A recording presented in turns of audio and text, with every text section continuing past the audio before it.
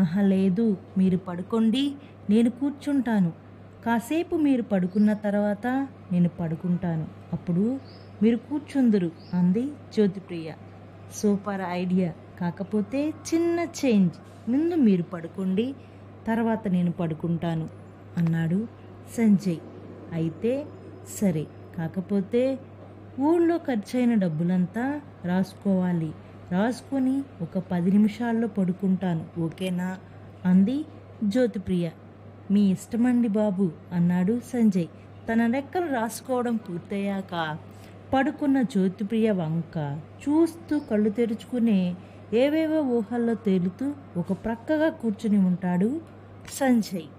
కానీ పడుకుని ఉన్న జ్యోతిప్రియకి సంజయ్ తన కంగారు పడుతూ ఉంటే వాటర్ ఇచ్చి సర్ది చెప్పడం, ముసలాయన బ్యాగ్ తీసుకోవడంలో కష్టపడుతుంటే హెల్ప్ చేయడం, స్విచ్ ఆఫ్ అయిందని తన ఫ్రెండుని అపార్థం చేసుకుంటే అర్థమయ్యేలా చెప్పడం, ఏవేవో కబుర్లు చెప్పడం, ఆఖరిగా తన కూర్చుని పడుకోవడానికి ప్లేస్ ఇవ్వడం లాంటివి అన్నీ గుర్తుకు వచ్చి సంజయ్ మీద పాజిటివ్ ఇంప్రెషన్ కలుగుతుంది. ఇలాంటి ఆలోచనతో జ్యోతిప్రియ నిద్రలోనికి వెళ్ళిపోతుంది. కాసేపటికి ఏదో స్టేషన్లో ట్రైన్ ఆగుతుంది. అక్కడ అనౌన్స్మెంట్కి జ్యోతిప్రియకు మెలకువ వచ్చి చూస్తుంది.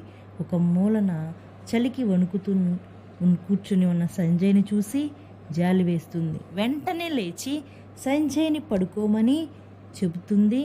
తను కూర్చుంటానని అంటుంది. లేదు లేదు, తర్వాత పడుకుంటా, మీరు కాసేపు పడుకోండి అంటాడు సంజయ్. ప్లీజ్ సంజయ్ గారు, ఇక నా మాట వినండి. ఇప్పటికే నేను చాలా ఇబ్బంది పెట్టాను. ఇక మీరేం మాట్లాడవద్దు, పడుకోండి అంతే అంది జ్యోతిప్రియ.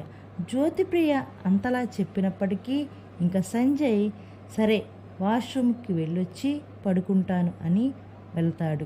వాష్రూమ్ నుంచి బయటికి వచ్చిన సంజయ్కి ఎంట్రన్స్ దగ్గర ఉన్న ఒక నోటీస్ బోర్డు మీద అమ్మాయిలను టీచ్ చేసిన, హెరాస్ చేసిన కఠిన కారాగార శిక్ష తప్పదు అని ఉండడం చూసి జ్యోతిప్రియను ఇంప్రెషన్ చేసే ప్రాసెస్లో మనమేమి ఎదవ ఓవర్ యాక్షన్ చేయలేదు కదా, అయినా పడుకున్న అమ్మాయి లేచి మరీ పడుకోమని అంటే ఏమైనా హట్ అయ్యిందా, అసలు తను ఉందా అనుకొని ప్లేస్ దగ్గరకు కంగారుగా వెళ్ళి చూసి సంజయ్కి షాక్ తగులుతుంది. ఎందుకంటే అక్కడ జ్యోతిప్రియ ఉండదు.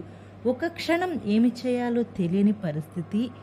కంగారుగా ట్రైన్ దిగి ప్లాట్ఫామ్ మీద అటు ఇటు తిరిగి వెతుకుతుంటాడు. ఎక్కడ కనిపించదు. ఒకవేళ తన ఫ్రెండ్ కనిపిస్తే వెళ్ళిపోయిందేమో అనుకొని ఈ నెంబర్కి కాల్ చేద్దామని అనుకుంటాడు. కానీ సంజయ్ మొబైల్లో ఛార్జింగ్ లేక స్విచ్ ఆఫ్ అయిపోయింది ఫోను. ఇక చేసేదేమీ లేక నిరుత్సాహంతో తన ప్లేస్ దగ్గరికి వచ్చి కూర్చుంటాడు. ఇంత తక్కువ సమయంలో అంతగా నచ్చిన జ్యోతిప్రియ వెళ్ళిపోవడానికి కారణం తెలియక మొదట్లో కాస్త బాధపడతాడు. కానీ వీలైతే ఎలా అయినా ట్రైన్ దిగాక పట్టుకుందాం, ఒకవేళ మిస్ అయినా తన ఫ్రెండ్ నెంబర్ ద్వారా కనిపెడదాం, ఇవేమి కాకపోయినా టీసీఎస్ ఫ్రెండ్స్ ద్వారా కనిపెడదాం అనుకొని సర్ది చెప్పుకుంటాడు సంజయ్.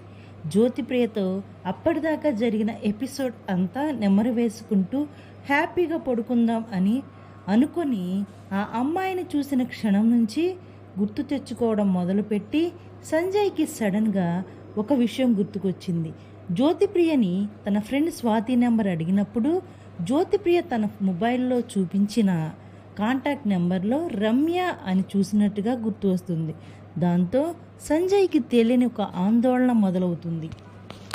ఈ ఆలోచనలో ఒక్కసారిగా మైండ్ యాక్టివ్ అవ్వడం వల్ల వెంటనే తన బ్యాగ్లో పెట్టుకున్న డబ్బుల కోసం చూసిన సంజయ్కి ఆ డబ్బులకు బదులుగా ఒక లెటర్ ఉండడం చూసి భయంతో కూడా ఆశ్చర్యం కలుగుతుంది. ఆ లెటర్లో, హాయ్ సంజయ్, నీ డబ్బులకి బదులు ఈ లెటర్ని చూసి నీకు ఇప్పటికే మ్యాటర్ పూర్తిగా అర్థమై ఉంటుంది అనుకుంటాను. ఇలా అవకాశం వచ్చినప్పుడు తెలివిగా దొంగతనం చేయడమే నా ప్రొఫెషన్.